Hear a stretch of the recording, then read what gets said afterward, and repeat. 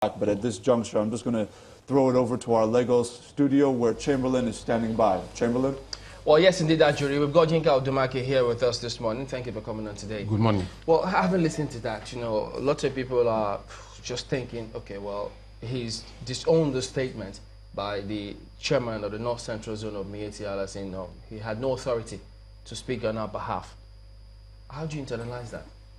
Well, I think that, maybe it's a good thing that, first of all, at least for the first time I heard from him condoling with those who died. That's showing human feelings and emotions. But I think that they have to do more than this. Because yesterday night, a gentleman came online with me. He worked with me when I headed General Buhari campaign in 2011. And was saying that Miyetti never made a statement. They said they never made a statement. But now he has come here this morning now to say that, okay, the person who made it, a zonal vice chairman, has no authority to speak for them. Now, this is not the first time. When we have problem in Benue State, all kind of statements were created to Miyetti. More blood will flow, this, that, we want to take over Benue. Have they removed those people from those things? What are they doing about the man that has made this statement? I think that's a good thing that now they are responding to the pressure of the public. Because we cannot continue like this. What should they do? What should they do to this man from the chairman of the North Central who made that statement? It should be handed over to the security, and they should remove him and they should strip him of that office. But you cannot come here and say that. I mean, even if that happens, is that enough to just strip him off his? And be handed over to security. You should be handed over to the security. They should investigate him. He knows more about this thing, and it's their official. And until that is done, they cannot disown what they have said. Because it's the official, but zonal vice chairman for your own zone. I know, but if we have to backtrack, it's not the first time that they've come out to disown any statements coming from their association. Yes. What about previous times where perpetrations of violence and massacre has been conducted, and they still came out to say that no, we didn't issue such statement. Whoever issued that statement is on his own. How do we graduate from that point where we begin to where organizations like this dissociate themselves from members who are core, founding members of that organization, and then all of a sudden it just fizzles away? Is the government looking at a possibility to say that no, if you do this, there are repercussions and you will be reprimanded and you'll go to jail? That's the issue. In a land where justice is not done, the hearts of men are set to do iniquities. The reason why people can get up and be making the kind of statements and some people say we didn't make it on our behalf is because they know that there's no justice in the land. For the past 3 years, thousands of people have been killed. How many people are in court today? I've heard government saying that trying to divert attention from those who are responsible for these killings. It's politicians who are doing it. Why have you not arrested them? You are publishing the list of looters list. You have not convicted them. Now you know killers. You cannot publish their list.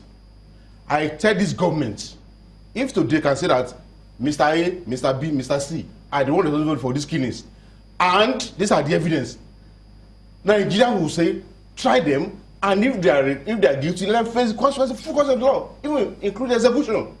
But to tell us that it's some politicians, who are they?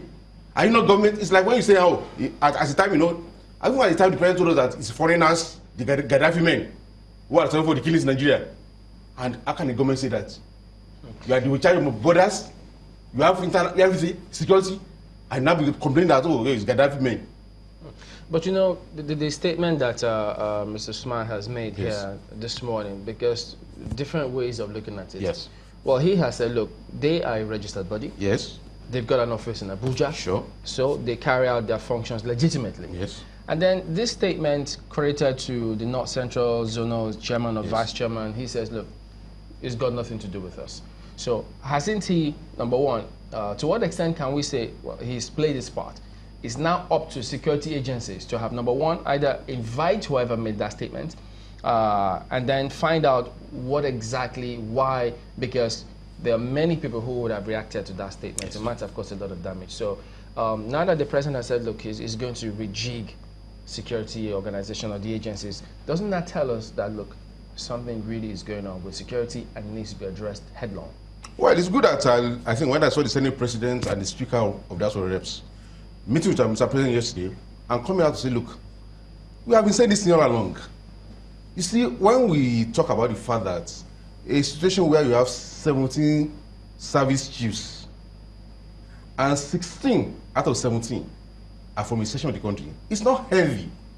It's not because these people you are put there, they are not Nigerians. No, they are Nigerians.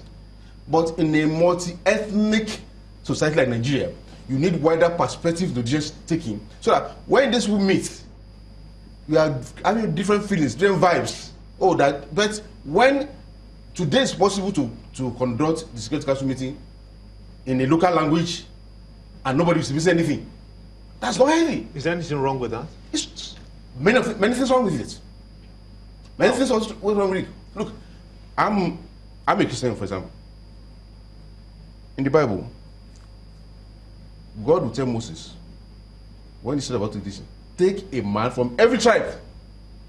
Inclusiveness. That was when the president went to Washington after he became president. That was the question that was thrown to him. He did mention about 97%, 5%. How are you going to run an inclusive government in Nigeria? After the election, Mark Sterling, writing in the New York Times, he looked at the map of the elections, the situation in Nigeria, and he said one thing. When he completed the article, he wrote to General Buhari and said, Nigeria at this point needs a reconstructive surgeon, not a bulldozer. Reconstructive surgery requires inclusivity, ensuring that you carry every section of the country. And when the president said that, look, I belong to everybody, I belong to nobody, that this agreement in security does not reflect that. And I think, well, he must have given some assurances to the Speaker and the Senate President to go and say this, and we hope it's not too late to take action on this, because you cannot have a situation. Look, all over the world today, I will monitor all international media yesterday, BBC, UAE, and the rest. Nigeria was issue. All right, we'll go to break, but we'll come back and take a further look at this, because, I mean, that statement and the man who made that statement, what processes or internal processes does Miyetti have in ridding themselves of these kind of either persons or statements and ensuring that it doesn't happen again, perhaps, or thereby painting them in the wrong light? That when we return. Don't go away.